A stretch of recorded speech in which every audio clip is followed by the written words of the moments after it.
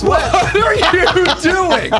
What are you doing? Hey, happy morning. Oh my God! Wow, go ahead. You want to welcome us? Start it up. Let's You're see in how charge you do. now. Let's see how Hey, you April do. 20th here on the sweat. Let's see what's coming up here on the show. No. NHL playoff preview. Didn't What? introduce anybody. Yeah, Do- say you- thanks for being here. We I do that appreciate after. it. We do this show every Saturday, Sunday morning on DraftKings Network in VSiN. Your name's Steve. Your name's Julian. I'm Emerson.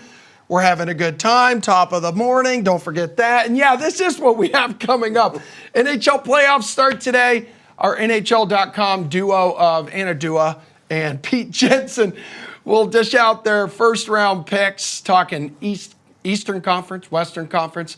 Bearing down, Josh Schrock, little Bears insider from NBC Sports Chicago. Nobody knows who the Bears are picking number one overall, so he'll break some news for us. And then we got NBA matchups. They are set right now, Julian, and you're going to help us as well with some bets, maybe some props. Anything else you want to tease for us with your NBA picks? First of all, welcome back. He Right? was here last. Dude, you're really I getting missed under 2 everybody's shows. skin today. No. You are on everybody's One bad weekend. side. Took 1 weekend off. Prior to that, I had been on every show. This guy had COVID for 3 months and still was on this show, and then gave it to everybody else around. And the flu. Appreciate Gave it to no one. Appreciate Didn't you miss being a show. here. Yeah, if you're sick, come into work. All right. Anywho, let's start with some warm-up bets here. All right. Warm-up bets, storylines, whatever you would like to work up a sweat over right now. Go ahead, Captain. Thank you. So looking over just some of the divisional bets you can make over in Major League Baseball, there are some. You okay? Yeah, I'm fine. I didn't realize that we were all on there. There's there are just like Just adjusting something on the chair. there are just like some fascinating standings in the MLB right now. Looking at some of these divisions that we have, specifically 2 I want to touch on here, and that's the AL East and the NL Central. That's where we're going to be going. AL East is the division we do a podcast about with a specific team in there. Plug it. What's the name of it? It's since 1901, a Boston baseball podcast. The worst name you could ever come up with. That's right. Correct. But just looking at this division, Really sold that. well, it's Hey, a, we've it's a been good, getting downloads. People are downloading and listening. good podcast, not a great name. All right, that being said, talking about the AL East here, the Yankees are playing phenomenally. Like, they have been... Because they haven't been injured yet. Well, they haven't been injured. Juan Soto is playing at an MVP type level right now, hit a huge home run for them last night. They are even money to win the division right now. They were favored to win the division before the season even began, but I still think this is a good opportunity to be looking at the Baltimore Orioles. We're at plus 245. They're playing as expected, 12-7 to come into today. Only a game and a half behind the Yankees at this point. Really good run differential, same as the Yankees actually, plus 22, 108 scored, 86 allowed at this point. Pitching has been great. Obviously, Corbin Burns, Cy Young candidate, the leading Cy Young candidate in the league right now at the front of that rotation. And then the other 3 teams are just kind of swapping spots right now. Toronto, Boston, and Tampa. They're about 500 teams overall, all 3 of those teams, but it really feels like this is going to be a 2-team race in the AL East with the Yankees and the Orioles. Still really like the Orioles at this point. Down in the NL Central, this was one that I was very adamant about, saying the Cardinals are not going to be competitive. Again, it's only 20 games. They're not going to be competitive. I don't understand why that team is favored to win the division. They're 9-11 coming into today. -10 run differential, and then every other team in that division, which I said I felt like we're live in that division, have been playing well. Right now, the Brewers are the favorite to win that division. I think the Brewers are not going to be the team that comes away with that division. You can get the Pirates still at 8-1. That's crazy to me, getting the Pirates So at 8-1 right now. is that number just why is the number where it is right now? Because of like the recent slump or something? For We're talking about the Pirates. the Pirates, yeah, definitely. I mean, they've lost 4 in a row Yeah, right now. I mean, they lost to the Red But Sox even with last night. losing 4 in a row, they're still 11-9 on the year because they got off to such a good start here. But love that team. They definitely need some work in the rotation, but I love the offense there. They're a really good team. They have a good mix of righties and lefties in that lineup. I think the Pirates are very live here, even at 8-1. But with the slide of the Cardinals, who were the favorites to win the division, they no longer are favored to make the playoffs at this point. It's plus 180, I think, for them to make the playoffs, and that was a team that was favored 20 games ago. So Like this team, like the Pirates, I think it's worth a little play here. I'm a Pirates guy now. Yeah. I'm a bucko. They have that good. They have that good pulled pork hot dog. Oh, yeah, that looks. Yeah. Don't they have another one with pierogies? That's on the it? one. It's pierogies. Yeah. Pierogies and pulled pork? Yeah. Just they all look Sounds much heavy. sadder in person. You know how a burger looks so good on TV, then you go to the restaurant and get it, and it looks all discombobulated. It probably tastes the same though. Yeah, true. I like going to Pittsburgh. Heavy carb city. Just too many Pittsburgh? carbs. You put the fries in the sandwich. No, and out, that's out what on makes that city so special. I'm out there on are that. fries The on their salads. The pierogies on a hot dog. Like we're putting too much. I'm out on that- you. that is kinda What the crazy. hell are Too you much- complaining about carbs for, buddy? We're putting too much bread on bread. You love carbs. I do love carbs at the appropriate amount. I just feel like Pittsburgh doubles down on Okay. carbs. They do. What do you love for a little warm up here? Bucko. Not fries on my in my sandwiches, but Okay. we'll go to the NBA where the offering is massive in terms of what we can bet on these playoff series. So I'm going to speak to something just more of an overall strategy because later in the show we're going to have segments on both the Eastern and Western Conference. I'm going to break down every series, so we'll get to all You're that. supposed to have a guest, but you failed. I want more airtime for myself. So the betting strategy of, if you're going to bet these series, obviously on DK Sportsbook, you can do it a million ways. You can just bet the series straight up. You can lay games or take games with a team, specifically in some of these more lopsided series, but it's a more competitive first round. OKC's a pretty big favorite. Denver's a pretty big favorite. The Celtics are really the only unbettable series. We opened the Celtics minus 18,000. Okay. Minus Right, 1,800, and it quickly moved to minus 3,000. That market was insane, by the way, for the Celtics. There's some books that opened at minus 8,000 for the 8,000 was Celtics. the highest number I saw, so really encouraging you not to bet the Celtics there. But there are correlated strategies here. First of all, on DK Sportsbook, you can parlay different series. Not just different series, but you can parlay different results. Series spreads, game to win game one, and series results. So I think one of the most correlated bets in the postseason, and this goes for NBA, NHL, MLB, is to win game X and win the series. Now, you can do this as the series goes on, but right now, obviously, we have game ones on the board. So to win game one and win the series. How do you win a series? How you win a literally series? asking you. You win a series by winning games. Yes. And you got to win 4 of them. Yeah, so if you're going to win a series, a lot of these teams are going to win game one. I crushed you that. win You didn't know the games answer. to win the series. Do you play to win the game? Yeah. So, not that, it depends who you like, but the Magic, for example. The Magic are plus 155, 165 to win the series against the Cavs. It's a huge series for the Cavs. I think I'm going to After they went down 4-1 to the Knicks as the betting favorite last year, they kind of need to win this series if they want to keep things together. However, Donovan Mitchell's dinged up. Orlando has a lot of size to compete with them, a lot of good defenders. If you like the Magic in this series in the plus 160 range, we have by far the best price at DK Sportsbook, plus 390. You're getting almost 4-1 on the Magic to win game one and win the series. Magic are 4.5-point dogs. If they do win in Cleveland today, they're suddenly going to be favored to win in the series, and you're sitting on almost 4-1.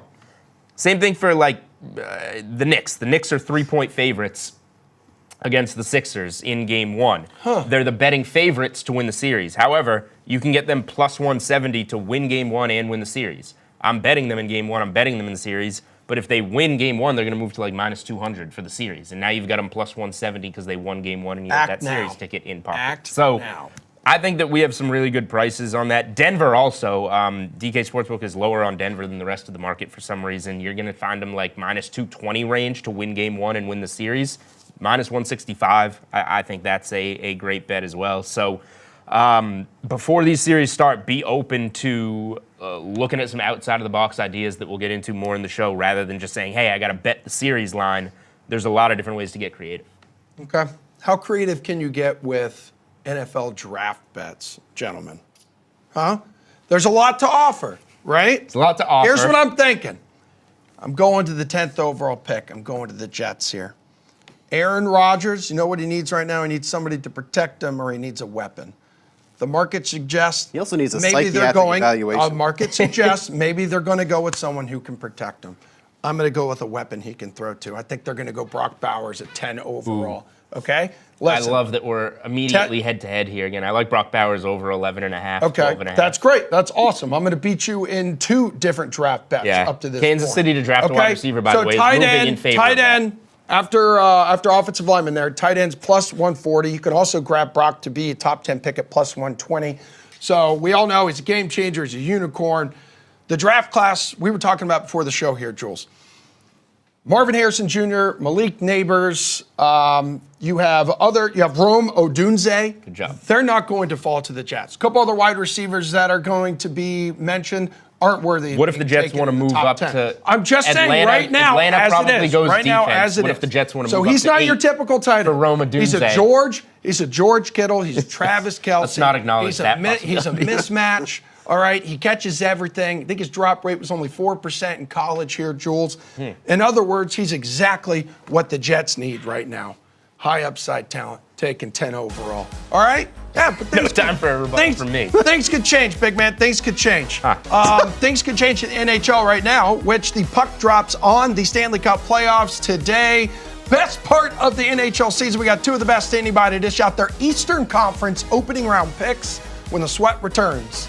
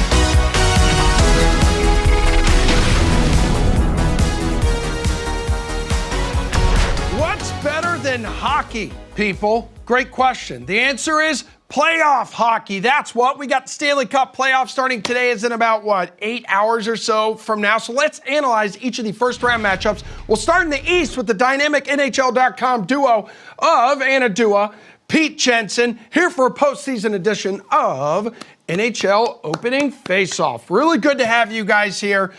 Let's look at some of the odds on the DK Sportsbook for some of these matchups here. Caps Rangers, by the way, the most lopsided first round meeting, despite these two splitting their 4 regular season matchups. On paper, yes, this looks like David versus Goliath. How competitive can Washington make this thing, Ms. Dua? I think we're not giving the Washington Capitals enough credit. I do have the Rangers coming out on top in this matchup, but Washington has some pieces that fly under the radar. Alex Ovechkin finally getting hot towards the second half of the NHL season. We're seeing him show up. Guys like Dylan Strome, TJ Oshie, Tom Wilson could all be X factors, but for me, it comes down to their goalie, Charlie Lindgren. This is a guy who can steal some games away from the Rangers. I would not be surprised if this series went to 6 or 7 games. But you would be surprised if Ovi and company won this thing, or no? I would be surprised. I would not be shocked. Okay. I feel like everyone is saying that it's going to be an easy win for the Rangers, but the guy's done it before. He's a Stanley Cup champion. They've been through this many, many times, and you can't discount that experience in the postseason. So I'd be surprised, would not be shocked. All right, Pete, what's this one going to come down to here, this series? I think the Rangers' offense is so much better than Washington's offense. It's been better all year on the power play, even at even strength. We saw a little bit of an uptick down the stretch of the season from Washington, but even during that stretch, Anna, right, like some ugly losses for the Capitals. Even just a few days ago, we thought they were done. We thought Pittsburgh or Detroit was going to get in. Somehow they backed in here. I agree with you. They're playing with no pressure, house money. Guys like Ovi and Tom Wilson throwing the bodies around, laughing, half joking that they made the playoffs here. So it's a little bit of a risk if the Rangers get into the physical game. The Rempe thing could always backfire on them if he's in the lineup and either gets suspended or gets thrown out of the game like he has been a bunch of times this year. But I'm still picking the Rangers to win this series in 5 games because of a big talent discrepancy. All right, well, Rangers arguably the most well-rounded team in hockey here. Of course, you'll have Hurricanes and Stars fans debating that until the day that they die. But tomorrow in the Sunshine State, we got a little showdown here, you two, between the Lightning and the Panthers. So this one really promises to be a grind for both sides. You both said on this show a few weeks ago that the Lightning are a team that nobody wants to see here in the first round. But after that incredible run by Florida last year, Pete, the Panthers shouldn't be underestimated by anyone either. So who do you like to come out of this one? I'm picking Tampa, but it's going to be close. If Tampa wins it, it's probably going to go 7. I think it might go 6 or 7, even if Florida wins it. Florida is the better team in terms of body of work all season long, but who's hotter down the stretch? I think it's been Tampa. Vasilevsky, I trust in the big playoff games over Sergei Bobrovsky. There have been some injuries all season long on Florida's blue line. Tampa Bay has proven that they're still a dynamic team and can beat anybody any given night, even without Mikhail Sergachev. And Kucherov just won the scoring title, the power play point scoring title. So he's as good as anybody out there in the entire league. Lightning could strike again 3 times. Ooh. They've already beaten the Panthers twice in past playoff series. We'll see if third time's the charm for Florida. I will say, Dua, though, that the Lightning have lost, I think 4 of 5. So it's not the best way to enter the postseason here. I'm not sure if that matters to you or not. A little bit. I don't think it's a big deciding factor for me. It's just Florida has something to prove. Last year, no one expected them to go on the run that they went on, and they made it all the way to the Stanley Cup final. They looked pretty solid, and this year, they've been a dominant team throughout the entire regular season. They just have pieces that go beyond the top line. For the Tampa Bay Lightning, it's kind of Nikita Kucherov's team, and everyone else is just there for the ride. Whereas with Florida, we have seen the year that Sam Reinhart's had. Matthew Tkachuk is such an elite player. Alexander Barkov Barkov doesn't get enough credit, and going up and down the lineup, they have some pretty solid depth. And also the way that Sergei Bobrovsky has been playing, that's another factor too. He's really turned on a different level since last year. So I just like Florida on this one by a little bit. I do think it goes to 7 as well, though. Okay, so this one, when we're talking Bruins and Maple Leafs, Anna Dua, your Maple Leafs, hometown Maple Leafs here, that's a meaty one. That, to me, feels like one that could easily go seven games. So this one arrives 8 o'clock Eastern tonight. 4-time these original 6 franchises have met in the first round in the last 11 years. Just like in 2013, 2018, 2019. Again, those went the distance. Which side would you back here? Yeah, we don't need to bring up 2013 right now, but I know that a lot of folks are excited for this matchup. It's a really good one to have. I am usually pretty skeptical about the Maple Leafs heading into the postseason, and this year, I think this is going to go the stretch as well. I don't know why, but I have a feeling that maybe Toronto comes out on top. They ended that first round curse last year.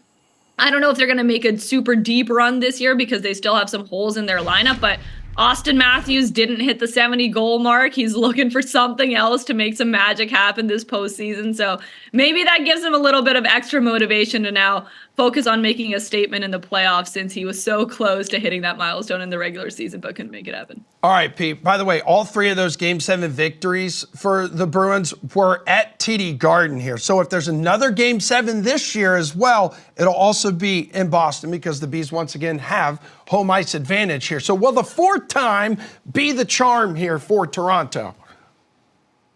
I think Boston wins that game if it's Game 7 at TD Garden. The only concern I have about the Bruins is the center depth. Like Matthews and Tavares, 1-2. Bergeron and Krejci aren't there anymore, those grizzled vets from the postseasons of past years. So it's going to lean heavily on Charlie Coyle and Pavel Zacha. I love the way Zacha finished the season. Charlie Coyle's been one of the breakout players of the entire NHL season, and he's a proven playoff guy from all those years when he was putting together nice postseason runs on the 3rd line for Boston. So, and Boston just has a much better goalie tandem too. Hopefully this year, if they turn to Jeremy Swayman, they do it earlier than Game 7. Swayman might get Game 1, by the way. He's been outstanding this season. Yeah, he really has. It definitely feels like, going back to your point, Anna, that this Leafs core is far more experienced and battle-tested compared to some of those previous meetings with the Bruins. I'll agree with you. I'll give you that point for sure. So puck drops on the first series of the day. 5 o'clock Eastern time, you two. We've got the Islanders taking on Anna's preseason cup pick in the Hurricanes, who look primed and ready for a shot at redemption. How favorable of a matchup is this for Carolina, Anna? I think this is Carolina's year, guys. I think they're going to make a statement coming out in the first round. They've played the Islanders before, and New York is a sneaky team, but I think Carolina wins this one in 5 or 6 games just because they switched things up this year. This is a team that usually runs it back with their core group every year. No big splashes at the trade deadline. They added not only 1 Stanley Cup champion, but 2 Stanley Cup champions in Jake Gensel and Evgeny Kuznetsov, which helps their young core finally have players on their team who have made it to the finish line. It's all set for the Hurricanes to take it home this season. Okay, Pete, Hurricanes boast the NHL's best points percentage since the start of the new year. This is important because the Islanders have saved their best hockey for the stretch run as well. They've won 8 of their last 10 games. What chance, Pete, would you give the Islanders in this series? Slim chance, but not nothing. I think that with Semyon Varlamov being as hot as he's been over the last couple of weeks of the season, we've seen it so many years, right? The hot goalie can be that overarching trend that decides a series. So, and they could always turn to Sorokin, who has some great playoff moments from previous years. But Varley took them to the Eastern Conference Final by himself in 2020 before Sorokin was even around the team and signed with them. So don't forget about that. That said, possession juggernaut for Carolina, time and time again.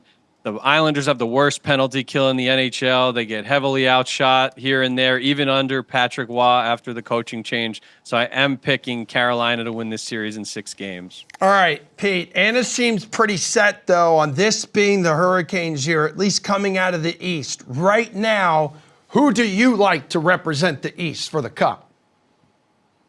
I have Carolina as well. I don't know Oh. that anybody beats that team if Svechnikov is healthy, if Freddie Anderson is healthy.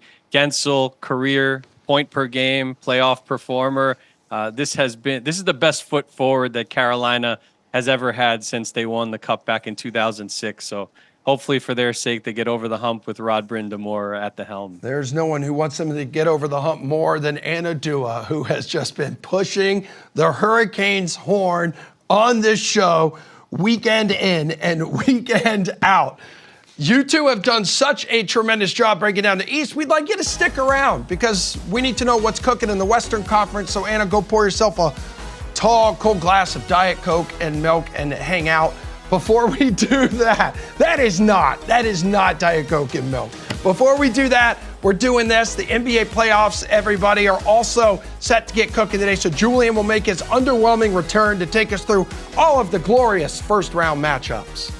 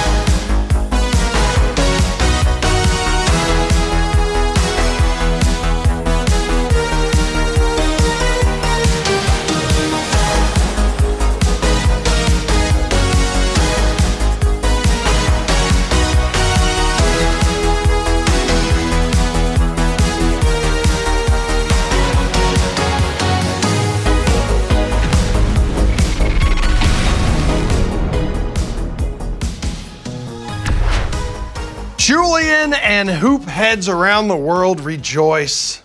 The NBA playoffs are here. Let's dive into them. We'll start in the Western Conference. Here's what we're working with. 4 first-round matchups here, Julian Edlow. That's how many there are. That is true, according to this graphic and according to my source. So the Nuggets, big favorites to come out of the West here.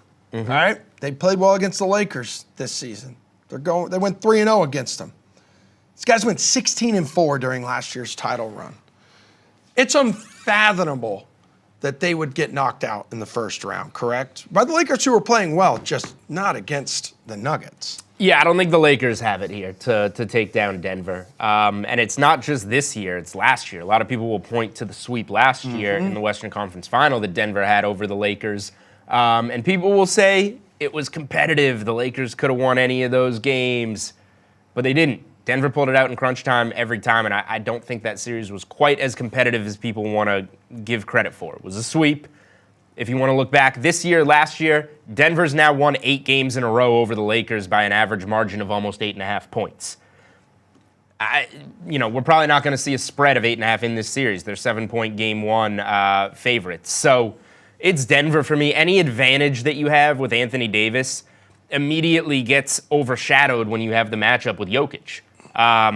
So it just kind of, one of the main things the Lakers have going for them, this is the matchup that does the best job of taking it away or overshadowing it because Denver just has a better player at that position. Aaron Gordon is as good as you can ask for in terms of a big athletic body to put on LeBron. Yeah. It's just not a matchup for the Lakers. So, And D'Angelo Russell, one of LA's X factors, can't even stay on the floor. Hasn't been able to, really.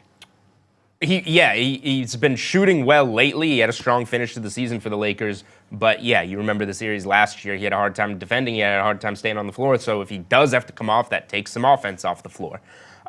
So for me, yeah, go ahead. I'll just say how I'm betting the series 2 ways. It's obviously, in terms of the series price, not one where you're going to lay 310 on Denver, although Denver's over $4 at other shops. I will say this, any Denver market, you want to be betting it at DraftKings Sportsbook because for some reason we are lower on Denver. So our traders are giving the Lakers a better shot than anywhere else right now.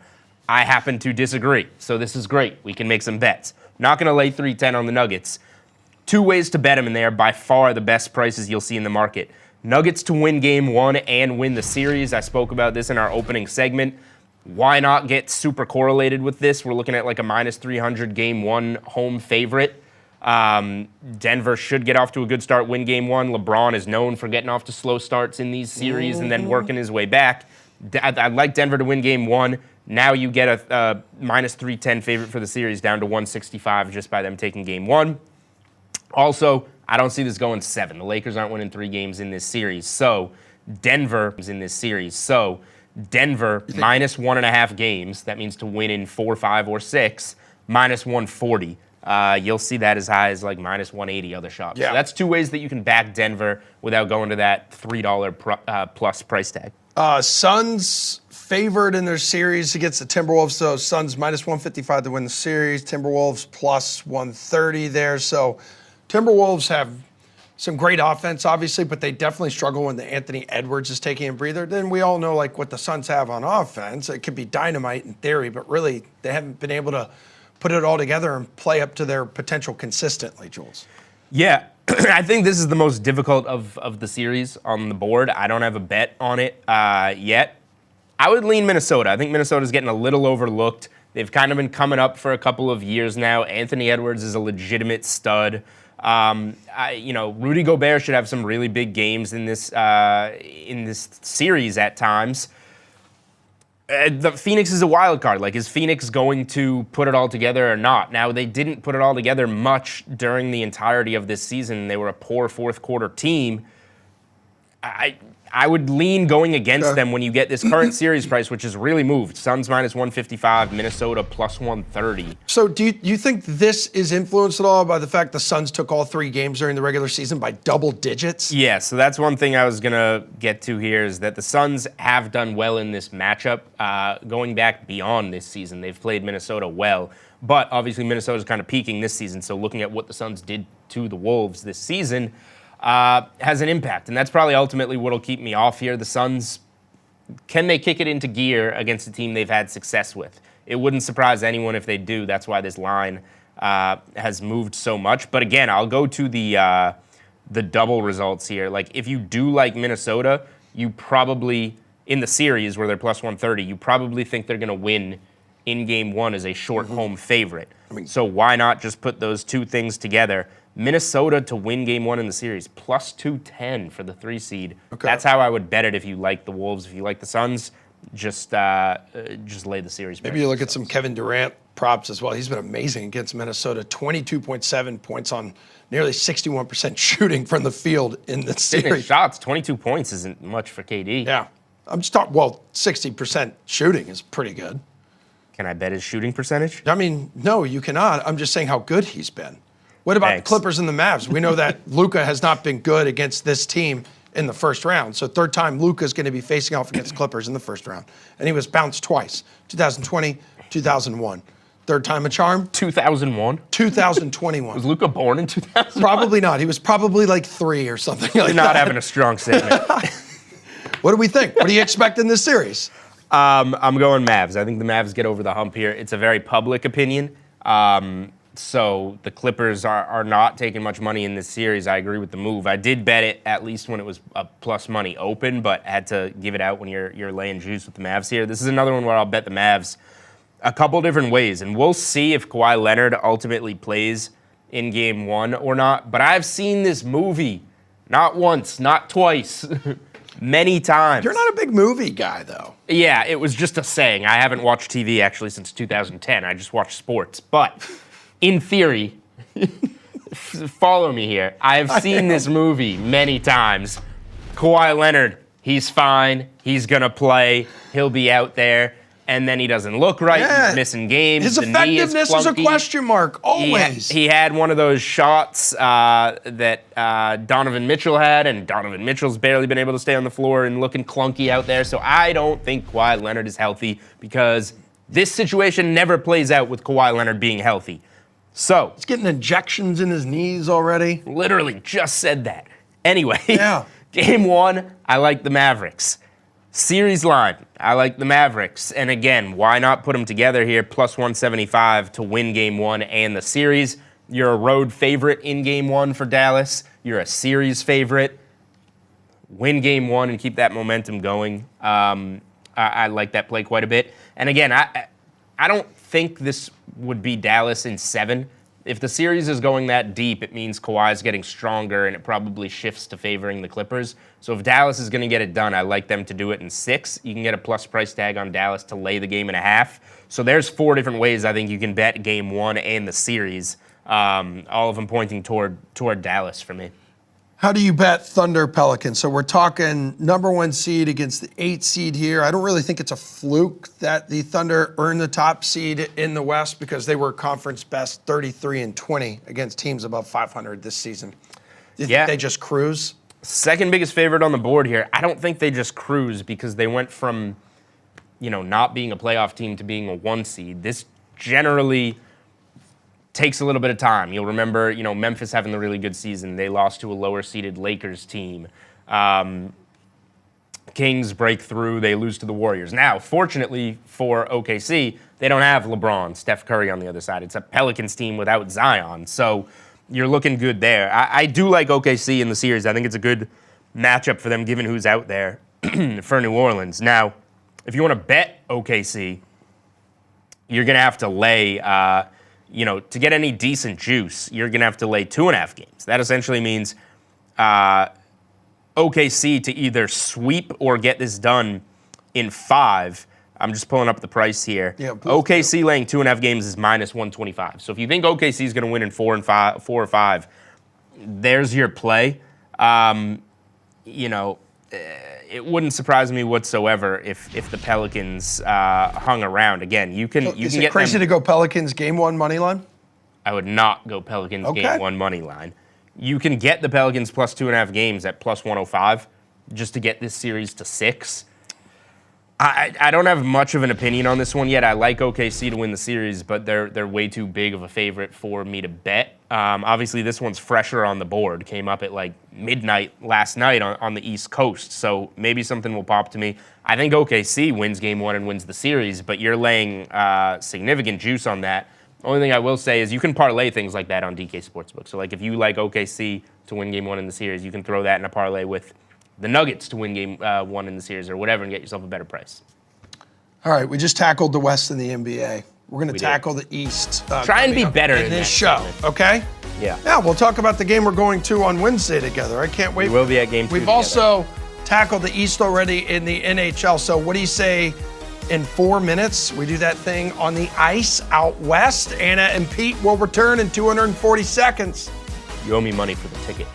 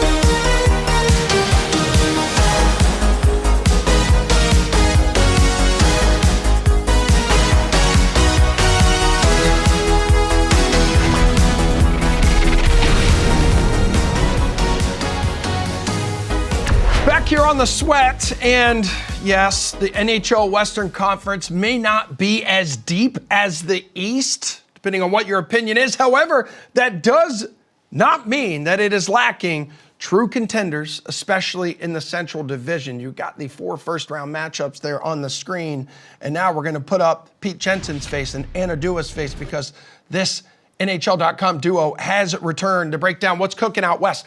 Let's start here with the Golden Knights, who will see some familiar faces, Pete, to begin their quest to repeat as champions, facing former head coach Pete DeBoer and then the Stars. And how likely is it Dallas here can get revenge following their loss to Vegas in the Western Conference Final last season?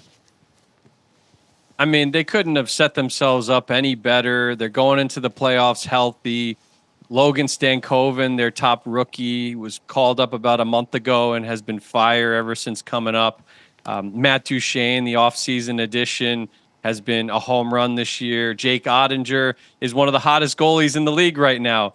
But the problem with this series is that Vegas has Tomas Hertl and maybe Mark Stone coming back into the fold, and they dominated Dallas at 5-on-5 last postseason.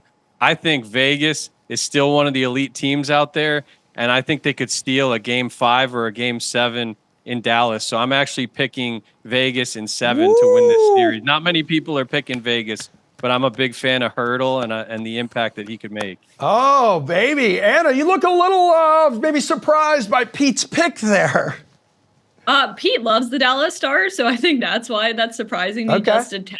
And as he should, I have Dallas taking the series. They just have so much depth, and I think this is the year where they get a little bit of revenge for what happened last year. When I look at the Dallas Stars lineup, it's insane that their third line is so solid with Wyatt Johnston and Logan Stankoven and Jamie Benn. When that's your third line, the other team better watch out. And of course, they have Jake Ottinger in the crease. So if he's on and he's playing his peak hockey, I think Dallas takes this one. Yeah, and let's just remind everyone, maybe Pete DeBoer, if he gets there to his third cup in his career, maybe that will be the charm. We all know he lost on the final stage with the Devils there, Anna, a little more than a decade ago, and then the Sharks just a few years later. Sorry to bring that up. Hey, let's go to the Pacific Division here, y'all. The champion Canucks gearing up to host their first Stanley Cup playoff game in Vancouver since 2015, and it'll be against the Predators, and who they swept in the regular season. But Nashville really is a different team from the one the Canucks last faced. I believe that was in mid-December here. So do you think maybe Nashville has it in them to knock off the division champs, the Pacific Division champs?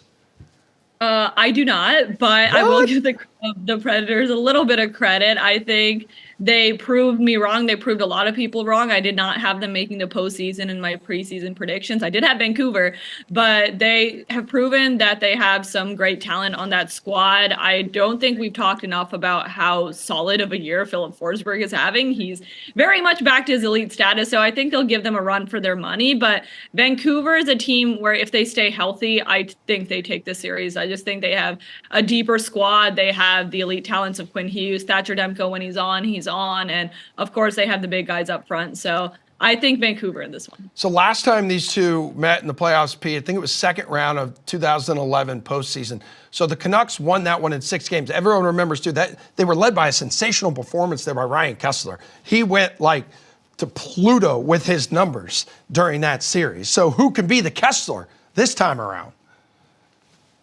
Well, I think that Nashville, the way they've been playing down the stretch, is a really dangerous team. And as they've elevated their game, Vancouver, namely because of this injury to Thatcher Demko late in the season, they've taken a little bit of a dip in the final quarter of the NHL season. So based on that trend, I haven't been overly impressed by Vancouver lately and the impact of Elias Lindholm since that trade, that win now trade. So I'm actually picking Nashville to win this series. They have just as good of a workhorse goalie in Saros compared to Demko, who we don't even know if he's 100% right now. Roman Josi, if the season was a month longer, he probably would have closed the gap and won the Norris Trophy. He was right up there with Quinn Hughes and Cale Makar among the defenseman scoring leaders and Evan Bouchard. So I just love this Nashville train, and the home games are going to be really Dude. tough for Vancouver to win down in Nashville. That's usually when they bring in like acts, right? Like different artists to perform, You could bring in like a Creed or someone like that, Anadua, which by the way, since the beginning of their 18-game point streak on February 17th, Nashville, second in the league in wins and points with 43. So let's take it back to Twitter a couple days ago, Anadua. You said the other day, if a Canadian team wins the Cup this year, you think it could be the Jets. So let's go there, shall we? They've secured home ice advantage in the first round against the Avs. And considering the home and road splits here for Colorado, Dua, how clutch could only having to travel to Denver for 3 games at most be for Winnipeg here? It's great. The Jets have set themselves up for success heading into the postseason. This team just looks solid. That's all I can say. We saw how they played against Colorado just recently, so they made a little bit of statement to end off their regular season. This team is just built to make a deep run, and the big factor, I keep talking about goalies, but for Winnipeg, Connor Hellebuck is the Vezina winning goalie this season. He has stood out. He has had an insane year. And to have a guy who's been that consistent in your back end and be able to support your team, that puts them above everyone else in my eyes, because so many other teams have a question in terms of their netminder. Then you look at their blue line, you look at all of their talent they have up front. Winnipeg has a really solid team top to bottom, and I think they're going to upset the Colorado Avalanche in the first round. I mean, the Jets have done absolutely everything to make believers out of the league here, Pete, but many won't buy it until there's a playoff series victory here. And you look at those splits, just going back to it, Colorado dominant at home, 39-1, and then a pedestrian 19-16-6 everywhere else. This kind of feels like something worth celebrating for the Jets, this matchup. Right, and 6 more road victories this season for the Jets compared to the Avalanche. I also like the trade deadline moves for Toffoli and Sean Monahan a lot more than, say, the Casey Middlestat trade, and the Bowen Byram leaving depletes that defense a little bit. A lot hinges on the top players for Colorado, and even Mikko Rantanen was a little banged up to close out the season. So I'm certainly worried about the Avs fresh off last year when they lost in the first round to the Kraken. But one guy that was not present for the final 5 games, he was on that leave of absence. If Valeri Nichushkin is clicking, and plus McKinnon being arguably the best player in the NHL Hart Trophy front runner this season, Colorado does have the horses to fend off Winnipeg, but I expect this to be a really tight series. I will say Winnipeg is the more structured team and has a much better goaltender in Connor Hellebuck compared to Georgiev. All right, we'll bring it home with this, you two. 3rd year in a row, Oilers colliding with the Kings in the first round. So odds suggest it should be Edmonton advancing once again. They did it in 7 games 2 seasons ago, Anna, against LA, then 6 games last year. How could the Kings use this frustrating defensive style they have to exercise their first round demons? I don't know. When the Kings figure it out, they can let me know. I think Edmonton is probably pretty happy with this first round matchup. It's a gauntlet out in the West when we're talking about there being a Western Conference rematch between Vegas and Dallas and even Vancouver and Nashville. Pretty much everyone across the board, Winnipeg, Colorado. And then you kind of have this matchup where I think Edmonton's feeling pretty good heading into this game against LA. Even the game that the Kings had to close out their regular season, I mean, they barely beat the Chicago Blackhawks, and that's not how you want to head into a postseason against Connor McDavid and the Edmonton Oilers. So the Kings have to whip out a miracle to get out of this one. I think Edmonton definitely looks like the stronger option here. All right, Pete, which direction do you want to go in here? We know the offensive firepower the Oilers have, but that goaltending still remains kind of a question mark. Right, they went with the bargain bin strategy and the Cam Talbot 1-year contract, and the Kings actually, among the 16 playoff teams, have the 5th best team save percentage from the regular season. So don't sleep on how they could hang around in this series. But I am picking Edmonton to win the Stanley Cup. Stuart Skinner has looked so much better since the coaching change. Chris Knobloch has done an incredible job. If he doesn't win the Jack Adams, he should be number 2 behind Tocchet, in my opinion. And McDavid and Draisaitl, whether it's playoff pools or props, these guys are probably going to be around for at least 2 rounds in the playoffs with this favorable matchup. I think Edmonton is fortunate. They better not take their foot off the gas pedal, right, after avoiding Vegas in round 1. All right, you two have done a tremendous job this morning. We really appreciate all the help at the East and the West. We look forward to more playoff and overtime calzone content from you, Dua, a.k.a. rolled up pizza. So we got to take a break right now. When the sweat returns, we're taking our talents back to the NBA for some Game 1 bets and props du jour with an extremely special guest. We'll see you people on the other side.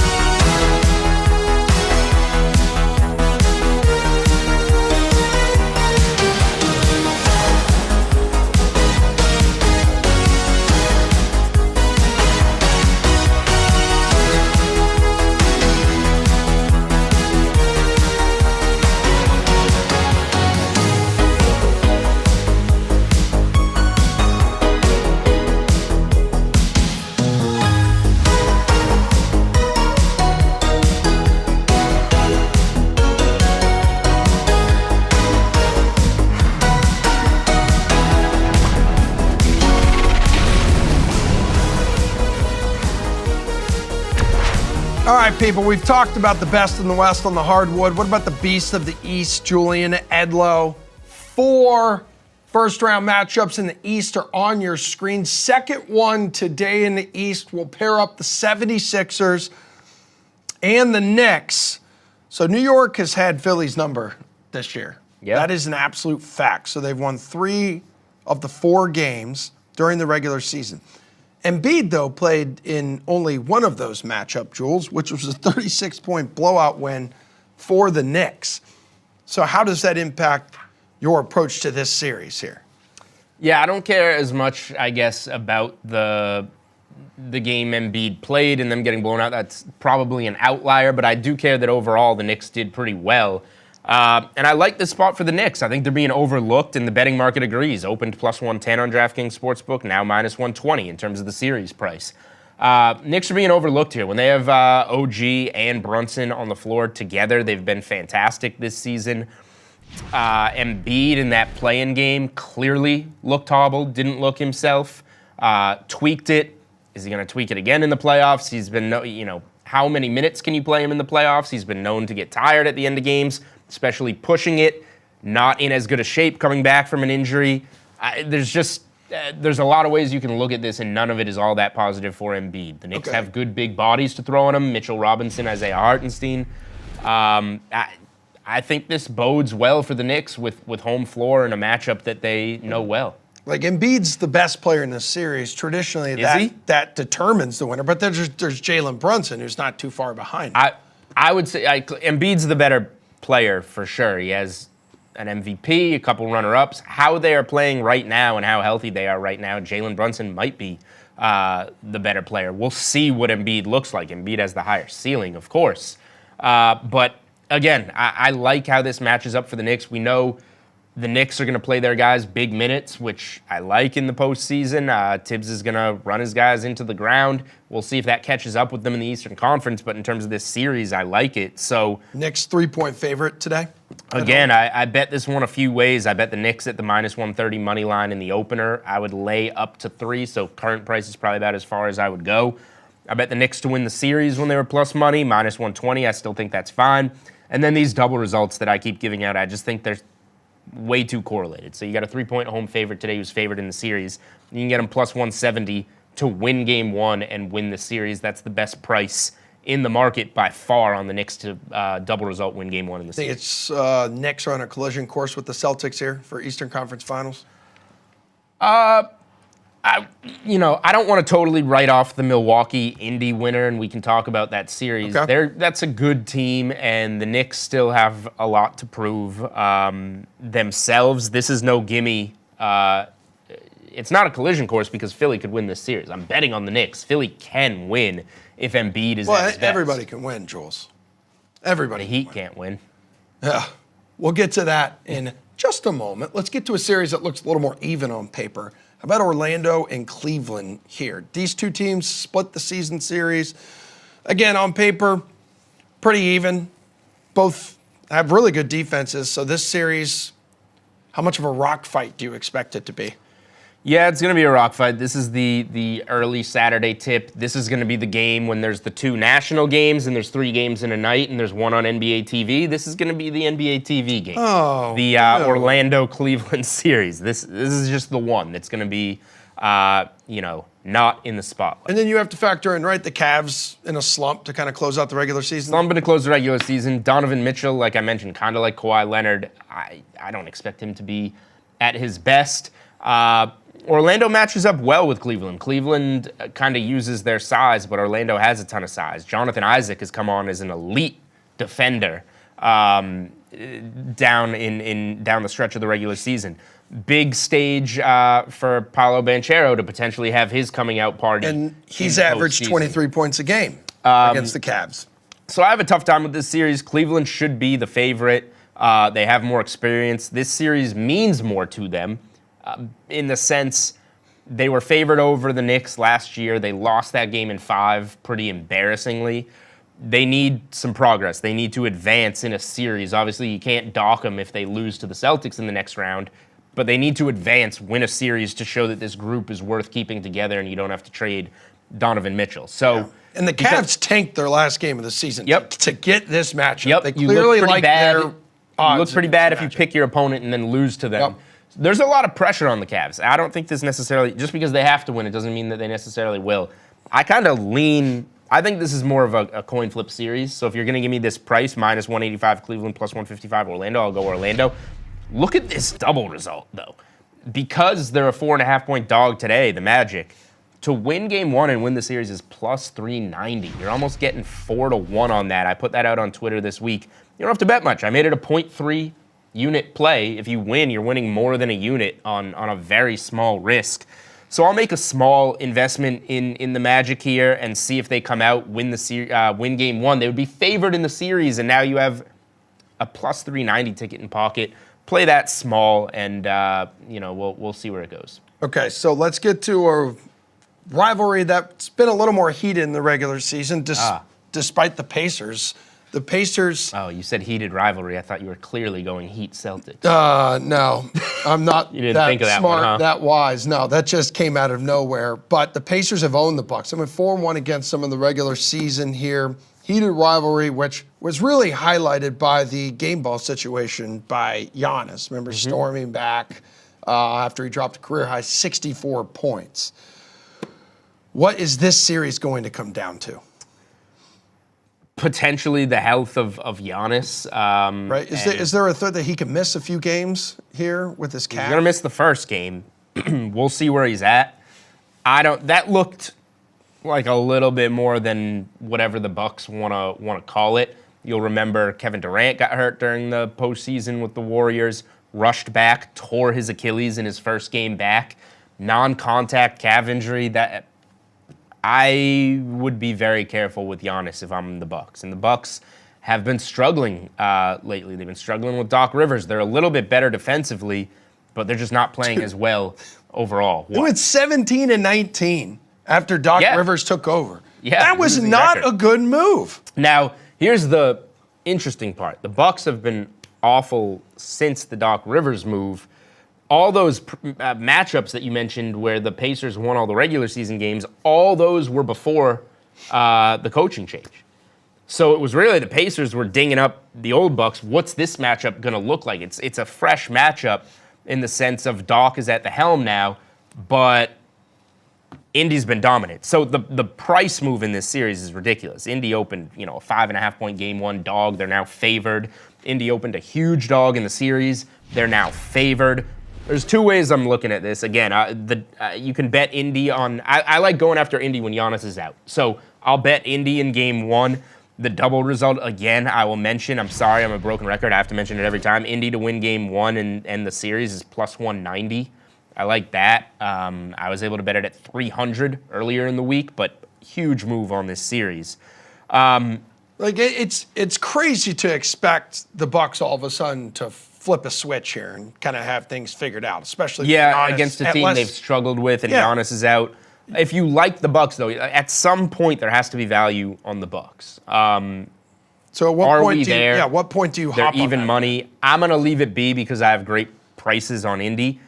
Again, I lean to Indy, but if you like the Bucks, I cannot argue with you. There's got to be value there. They're the 3 seed. They're even money here, hosting or with home floor in the series. Even money. You can also get the Bucks just to force a game 7. Milwaukee plus 1.5 games is minus 135 on DK Sportsbook.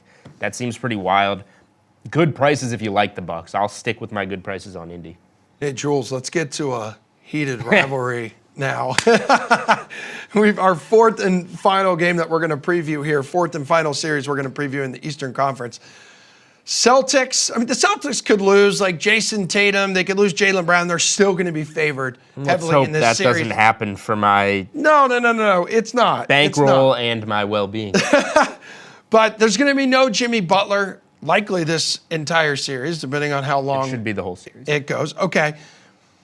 Celtics Heat, this is going to be a bloodbath. You mentioned already, I think at the top of the show, we worked up a sweat there, just how crazy some of these odds have been, depending on which book you look at.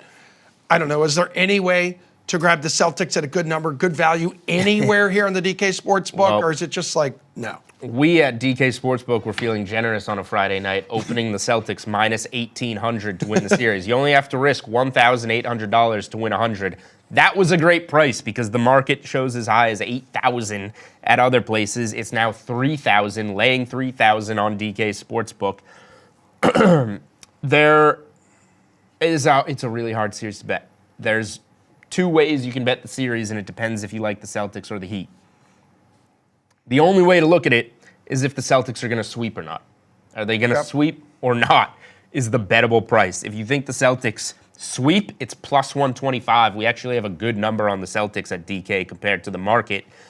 If you think Miami gets a game, you bet the Heat plus 3.5 games. It's an unheard of series spread. Be a great it's consolation 3.5 for him. So you pick if you think it's a sweep or not, and that's how you bet it. You can barely bet it game to game, to be honest. You okay? Yeah, just choking up about how ridiculous this series is to bet. Emotional here, dude. The spread is 13, so like Celtics first half team total is a bet that I've been on all year. The Heat are gonna grind this up, muck this up, so I don't think we can even bet those at home. The only thing I'm maybe looking at game 1, game 2, Celtics first half spread. They should come out and be up double digits by halftime. So Celtics first half spread, maybe something I'll look at. I thought you were getting emotional about game 2 we're going to together on Wednesday. Yep. Bring your find wallet, us, guys. Bring your wallet. Jules will be signing autographs outside TD Garden. I will. Time to take our talents. Charge though. Time to take our talents to the diamond. Yeah, Steve Buchanan's still here somewhere. We're gonna step into the bettor's box. Which pitchers stand out to him on today's slate?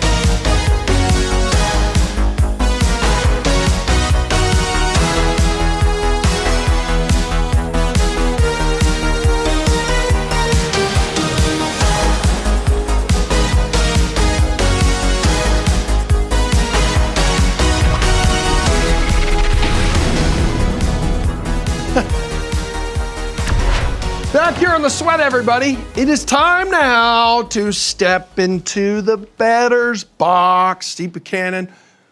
I got a haircut, cut off all the handsome curls on the top of his head. I don't get why you You are don't the only do that. person that likes it. Really? So why wouldn't you stick with it then to make me happy since we're best friends? Bettor's box. Yeah. Let's go. Hey, yesterday's result, Red Sox beating the Pirates. That's going to be good Sure. for our Red Sox podcast. It's not good for the under on 1901. their win total. No, it's not. No. Okay, so we'll have content tomorrow when we drop our 10-minute podcast, which went 11 minutes this past week. Yeah, Because we really we went off a little bit on, we pushed the envelope a little on bit. Tyler O'Neill's physique. It's all good. Love it.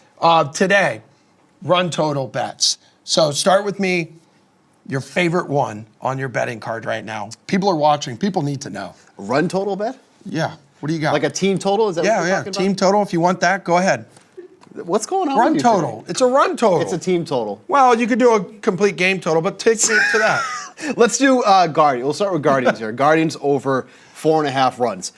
This Guardians offense has been explosive to start the year. So much so that they are leading the league and going over on their team total all throughout the season. They're 15-5 to the over all season long now, going over. So like to go over 4.5 runs today. You're getting that at even money right now, going up against the Oakland Athletics and Alex Wood. Right now, this team is averaging 5.6 runs per game. They are third in the league in runs scored. They're only trailing the Arizona Diamondbacks and Atlanta Braves. Then it's Cleveland and the Dodgers and the Padres for runs scored right now. It's actually amazing to think that this team is in the same conversation as the Diamondbacks, Braves, and Dodgers. There's so much right between those teams for runs scored. Like I mentioned, going up against Alex Wood, who's been extremely poor. No surprise there. You go to the Oakland Athletics, you forget how to play baseball, apparently. 8.10 ERA, an expected ERA of 6.20. So he's basically been as bad as advertised, but he's putting a lot of men on base too as well. 5.4 walks per 9 inning at this point. Primarily throws a sinker ball. Guardians have been crushing that pitch, hitting 306 against sinker ball so far this season. Basically, this is a long-winded way to say you should go over on the Guardians team total for this tonight. As long as they're not facing Tanner Houck, they seem to be okay. Just keep going back to the Red Sox. Well, I'm saying they were shut out by Tanner Houck a few They days were. ago, They and were. all of a sudden we're talking about how good their offense is. That's all. I'm pointing out a fact. Well, I did say People- they went under their team total 5 times. Well, debatable. Anywho, are there any other in this department? Any other bets in this department? Yeah, so we're going to go Phillies team total, but we're going to go over through the first 5 innings. So Oh, obviously this you is get creative. a little you get a little bit of a smaller number here, going over 2.5 runs through the first 5 innings, going up against the White Sox, who are really going to be pressing our worst team in the league bet on the Rockies because the White Sox are just absolutely abysmal. They're an absolute joke at this point. They're averaging, real quick, side note here, it's been 20 games for the White Sox. You know how many runs they're averaging per game through 20 games? No. 2. What? Literally, Is that even real? How does that happen? 2 My runs men's per league game. softball team could destroy. They've been shut out 6 times already this season. It's unbelievable how bad this offense is. But Phillies over 2.5 runs through the first 5 innings, going up against Mike Soroka, who has allowed at least 4 runs through 5 innings in 3 of the 4 starts like that he's Soroka. made for the. What? Get it? Sunoco? Is that what you said? No. Go ahead. Take the segment off. So You're solo the rest of the Mike Soroka's allowed at least 4 runs through 5 innings in 3 of the 4 starts that he's made for the White Sox already. This guy is constantly putting men on base, and that's where all these runs are really coming from. He's already walked 12 batters through 19 innings, has allowed 22 hits already. Again, he's another guy that primarily throws the sinker ball. Phillies are hitting .298 against that pitch so far this season. Should be an early night for Mike Soroka, and if that's true, that means the Phillies most likely win over 2.5 runs through the first 5 innings. Okay. All right. You want us to go to game bets? You want to go to some game bets? You want to target on the DK Sportsbook? Yeah, we can talk about that. Okay. You got a game total? We can. No, I do not. I have a money line play though that we can do. Okay. So let's do money line. We're gonna money line the Reds here this afternoon, going up against the Angels. Yeah, the Angels have been playing a little bit better than expected. I will say. They're above because 500 Mike Trout right is now. still healthy for now, right? Mike Trout. Okay, so Mike Trout Yes. said Here we once go. again. Here we go. He does not want to be traded. Like, dude. Something. There's got to be something in LA he Something? likes. Does he have family there? I don't know because he's from. And you like In-N-Out Burger? I think. Well, that is a reason to stay out there. Do they have it in L.A.? Yeah, You know, they've got to. It's They got to have be. It's everything all around out that. west. I think he's from Baltimore though. I think he's from. He's from He's Jersey. He's from Jersey or He's from- Philly, according yeah, to producer he's an Drew. East He just Coast gave guy. us 3 cities. He did. Let's just say somewhere on the East Coast. But like he said once again, like he doesn't want to be traded. Like I don't understand like why he feels the need to stay with LA because he basically is like, well, I signed a contract here, I got to stay here. It's like, dude, no, you don't. Oh, yeah. Like somebody else will happily take your contract. And the way he's been playing lately too, he's been playing like old Mike Trout. Okay, but like let's just say real quick as we've gone like off the rails. Yeah. Like the Angels have to be considering this, right? Maybe if they want to totally revamp this team, build up that farm system a little bit, you ship him off. I mean, the only reason I could see them not doing it is just because they let Ohtani go for nothing, right? Because they didn't trade him or anything. They so now basically let the next him guy walk. go for something. I mean, it's crazy. They should be actively trying to trade him Yeah. despite his wishes and everything. But I mean, that's like the face of their franchise. Yeah. Like they have literally no one after And it that. looks like we got about 5 in the LA area that I could see talking Okay. In-N-Out Burgers here, including I think one at the airport. Yeah, if you get In-N-Out Burger, make sure to get the animal fries too as well. Animal style, everything. Okay. That's the way to do it. All right, I'm okay. in. All right, so let's go back here to what you were talking about originally. which I Reds forgot. money line minus 130 going up against the Angels here. The Patrick Sandoval is taking the mound for LA. And the big problem with him is that he's been, again, putting a lot of men on base. His command has been really shaky. His command's always been shaky, to be fair, throughout his career, but more particularly this year already to start the year. The Reds have been a very patient team against lefties. They already have a walk rate of about 11% so far, which is one of the highest in the league at this point. Sandoval's walking almost 5 batters per 9 inning at this rate here. Cincinnati has been very good as a favorite. They're 8-4 on the year as a favorite so far this season. I think they should have no problem going up against Patrick Sandoval. They have Graham Ashcraft going for them this afternoon on the mound for the Reds. He's been a little bit up and down. He's got some really good strikeout potential, though, and that is what the Angels do. They strike out a lot, and we've been seeing that a lot already this season. But I think this is a good spot here to back the Reds, so we're going to take the Reds on the money line here. You know, Anthony Rendon has started to rack up a few hits. Yeah, a couple. You know, isn't that Julian's favorite player? It is. Yeah, yeah. Julian loves misery, so what better player to like than Anthony Rendon? Yeah, that's right. That's right. No home runs for Anthony Rendon yet this year, Julian Edlow. He still hasn't hit one? No, he has not. He has not. That He is- heated up. He started heating up when the Red Sox played the Angels. Has anybody swindled a franchise more than Anthony Rendon? No. Maybe Steven Strasburg. No, there but need that's out to of be it. classes at like Harvard and MIT that teach people how to swindle companies. I would say maybe Steven Strasburg, but that's not his fault. Like he's actually been No, hurt. no, that was he an wants injury to play, thing. but he retired. Yes, he's done. He did retire. And you know what? I actually do have a game total bet. I was mistaken. So Oh, yep, There you go. yep. So you're right. There you go. You owe an apology to producer Drew. That's okay. Let's talk about the under for the Rangers and the Braves this afternoon. I was surprised about this total. This is set at 9.5. So I like the under in this one. Now, it's scary to take the under on a game total with these two teams because we're talking about two of the better offenses in the league. That being said, it's not like the pitching matchup is easy for either side. You got Nathan Eovaldi going for the Rangers, who's been great per usual, 2.92 ERA, an expected ERA of 3.41. So maybe the defense has helped him a little bit, but he's still got some good numbers.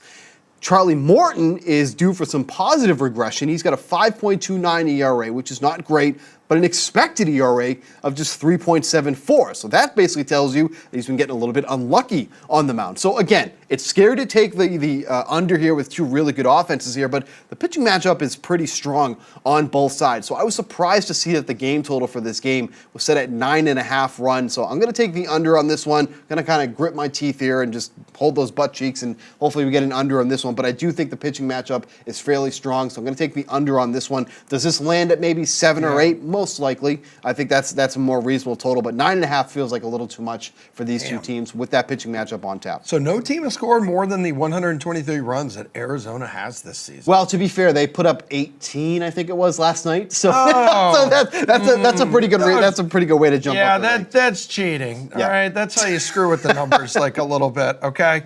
Any props before we head to break here? So speaking of Arizona, We're going to go with Randall Grichuk to go over 1.5 hits, runs, and RBI at -115. He should be in the lineup here going against the lefty against the Giants here, so he should at least get the start. Don't know if he's going to play the full game, but regardless, if he's in there, that's because he's going against the lefty, and that's where his numbers have been the best. If you look at what he did last year against lefties, 415 WOBA, 155 WRC plus against lefties, absolutely crushed in those matchups here. You got Kyle Harrison, who's been having some issues with home runs early, already 5 home runs allowed through 23 innings, but Grichuk should be hitting probably 6 in this lineup for the Diamondbacks today. Should go over 1.5 hits, runs, and RBIs. I think the Diamondbacks overall should have no issue with Kyle Harrison. All right, good stuff, Steve. Thanks for taking us inside the bettor's box. You want to start talking some NFL draft next? Yeah, let's do it. Let's do it. We're going to start previewing some of these teams, what they are going to be doing here. Oh, wait a minute. There you go. Oh. There are all of the locations. Damn, dude, there are so many around there. Yeah. In-N-Out Burger? We need some around here. Okay, you know what? I'm sure Caleb Williams, being out in LA, has had his fair share of In-N-Out Burger. Let's see where he's going to go in Thursday's first round of the NFL Draft.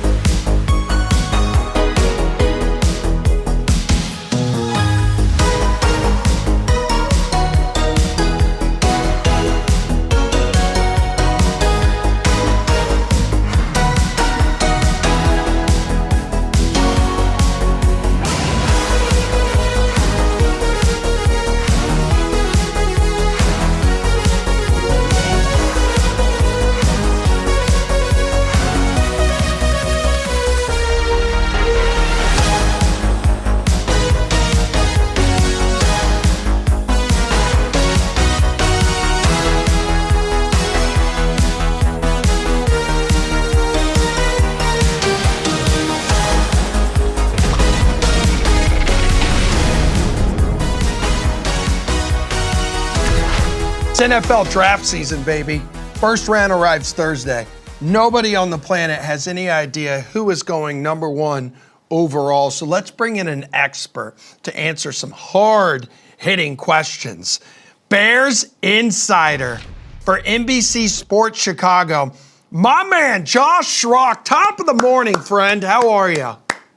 I'm doing well, man. How are you? It's good to see you. Good to see you as well, dude. I need you to pull back the curtain. I know you know people who know people who the Bears are taking number one overall. Break the news for me. Who are they targeting? Yeah, in case anyone has been living under a rock for 4 months or maybe out of internet connection, they're going to take Caleb Williams. It's been Caleb Williams pretty much from the jump. The season ended, and Ryan Poles talked about finding the right person, not only the right talent. There was some small conversations about Justin Fields, but Caleb was on the top of their board from the start, and he's really blown them away from a character standpoint, from a person standpoint. Obviously, the talent's there. He's checked every box, and they're doing Zoom meetings with him right now. So it's been fait accompli for about a month now. So it'll be Caleb Williams, and then the fun begins. Yeah. So what are they talking about in those Zoom meetings? By the way, are they already early on working on this contract here? Oh yeah, the contract. That's not going to be between him and the Bears. That's between his fleet of lawyers and the Bears, but no agent. Yeah. No, they're just talking about probably continuing the install. They've been working on offensive install for about a month now at the 30 visit and things like that. It's probably just getting further into what the offense is going to look like. But no, the contract's going to be between Caleb's, his publicists, his marketing guys, all the NIL people, and Ryan Poles. He's got a big team for sure. And like you wrote a really nice article on him that came out like a couple days ago. So if you guys follow Schrockstar here on Twitter, you can read it. But he sounds pretty good. So you say Williams might be uniquely built to succeed where others have failed for the past 80 years here, Josh. So take us inside this more and why you believe like he'll be the guy to get this franchise back on track. Yeah, you mentioned 80 years. There's been a lot of reasons why the Bears haven't had a quarterback throw for 4,000 yards in franchise history, never had a quarterback throw for 30 touchdown passes in season in franchise history. A lot of that's mismanagement, a lot of that's lack of talent, picking the wrong guy. A lot of it's pressure, right? Emerson, I know you're a Jags fan, no offense. This is Chicago. This is not Jacksonville. There's going to be chill out, pal. There's going to be a ton of pressure on everything Caleb does. The first interception he throws in OTAs and training camp is going to be the talk of radio for 4 days. The pressure is going to be immense, and it's cracked and broken a lot of guys. I think Justin Fields got a really bad hand, but I don't think talent was ever the issue. He was raked over the coals, everything he did. He went from possible MVP candidate last year to he's out of here in 5 weeks. And I talked to a lot of Caleb's coaches, and they said, this is a guy who, he had a nutritionist at 10 years old. He has been getting up and lifting weights since he was 11. He wants to be great, and he wants to be great in a place that really lives and breathes football. And, he could have, Emerson, easily tried to run away from this situation, right? He's from DC. The Commanders have the number 2 pick. It probably wouldn't have been hard for him to just put it out there. Hey, man, I don't want to come. Don't waste your pick on me, swap and get me out of here. But he's really going to embrace this because he knows that if he can do what no one else has done, man, they're going to build a statue of him just like they did Michael Jordan. So I think it's just a unique wiring with how he works, with how he's built. And obviously the talent doesn't hurt, right? He's an incredibly talented thrower. So wait, he said a nutritionist since he was 10. So maybe he didn't eat an In-N-Out burger a lot during his LA days. We just talked about that in the last summer. He's not an In-N-Out guy. No, he is. He's a foodie. I don't know what kind of nutritionist he's on, but maybe it's changed a little bit. But he's a foodie. He's a Call of Duty guy. He's not a partier. But yeah, he got on the nutrition plan early as a kid, and I'm sure that's continued. But no, he enjoys food a lot. So is the Honey Bear curse? The fans around there, that's still a thing. He's going to break that. You believe he could get this team to a Super Bowl and actually win it? Wow. Man, let's start with getting to the playoffs. Right? I'm all about incremental steps here. I think the roster is incredibly talented.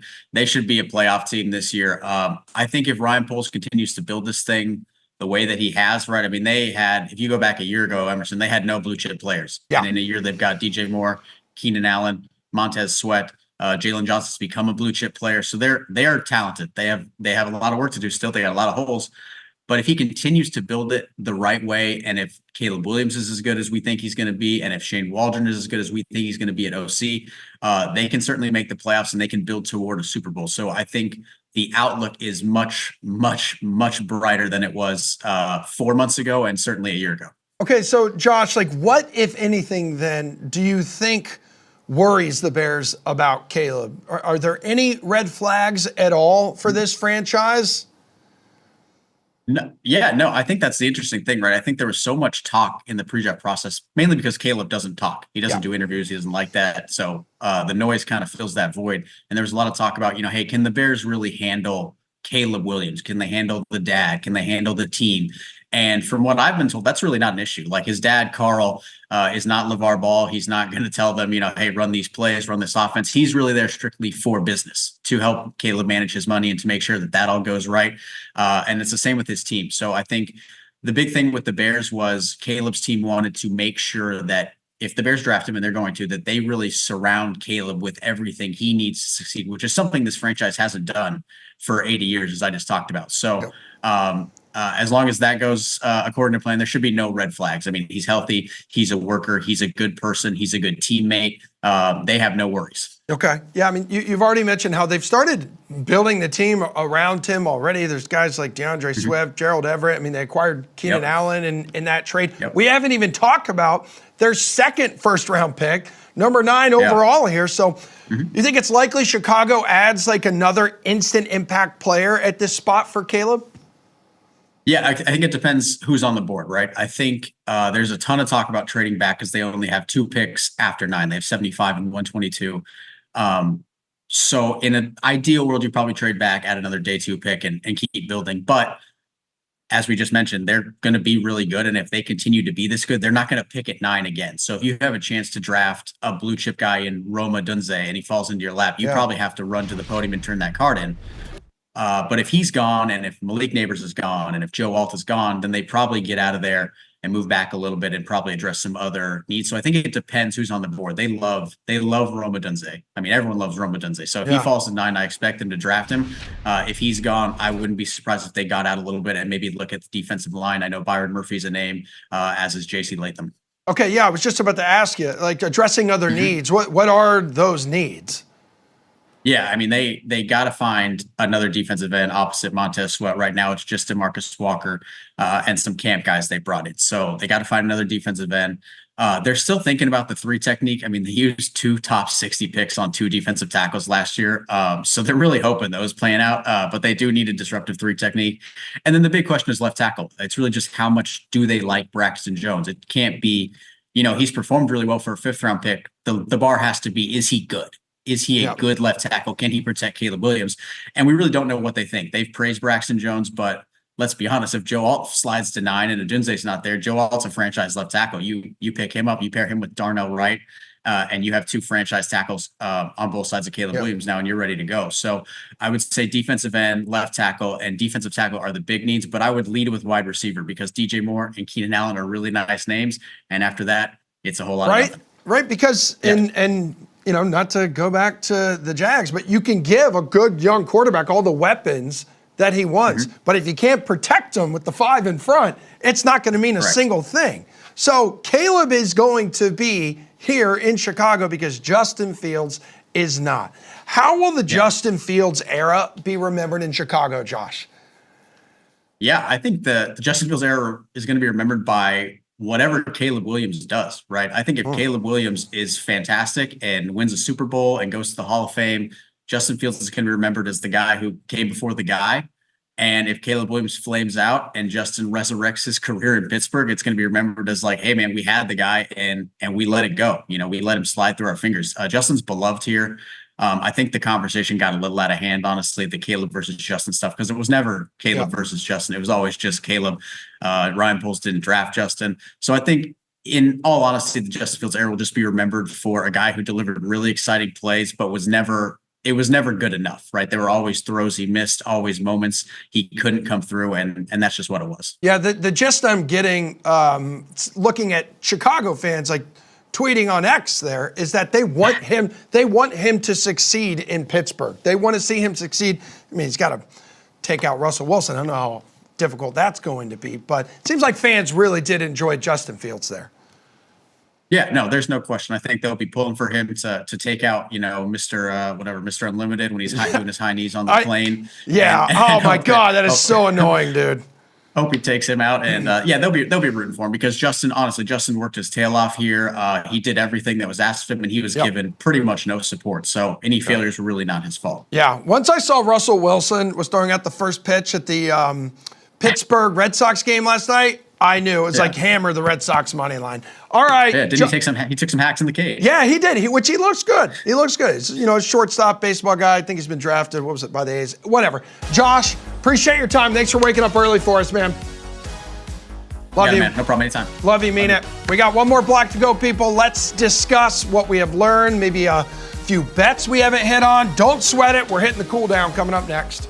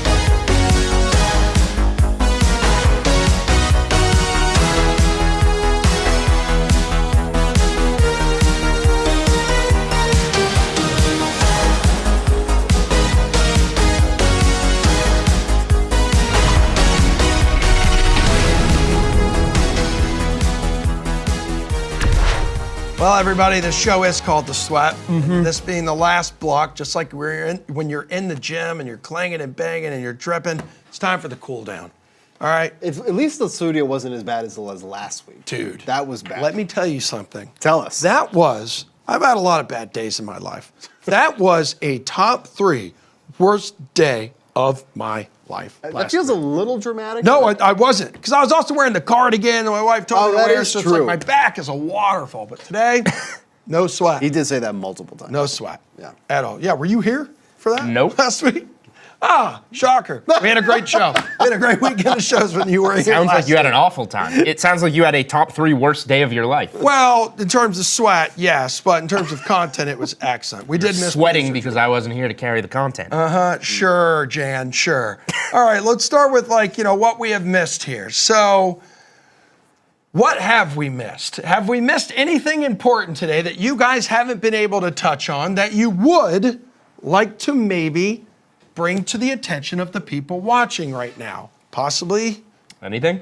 Oh, you want me to start? Yeah. Yeah. So I will say that I did give out the bet, Randall Gritchick to go over 1.5 hits run RBI. Yeah, I remember. And Julie and I were actually talking about this before the show because he inquires about some baseball bets when we're together. Yeah. But Zach Gallen on the road, if you remember from last year, Oh, dude. was putrid, like really bad. Like when you talk about like splits that are dramatic, like his home and road splits were very dramatic. So people might look at this money line for the Diamondbacks today. Zach Gallen only minus 125 against the Giants, who've been a pretty poor offense overall.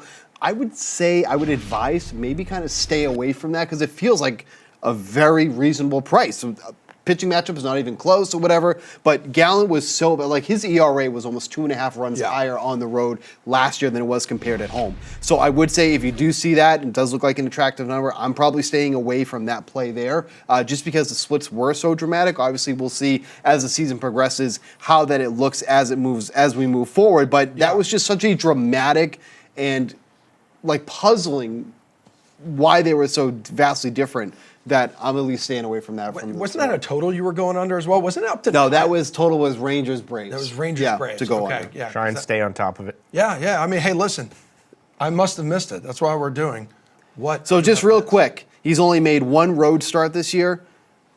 3 runs allowed through 5 innings, 8 hits in that game. 2 starts at home, 0.53 ERA, 1 earned, 1 allowed through 17 innings. So already, very small sample, but already vastly different. Maybe everyone missed that Jules is going to bet the Celtics at minus 8,000 to win the series against That's the not. Heat. We are offering minus 3,000. Oh, So if you're going to look say at it, us. please don't That's add a an extra steal. 5,000 cents of juice to my bet. What do you got?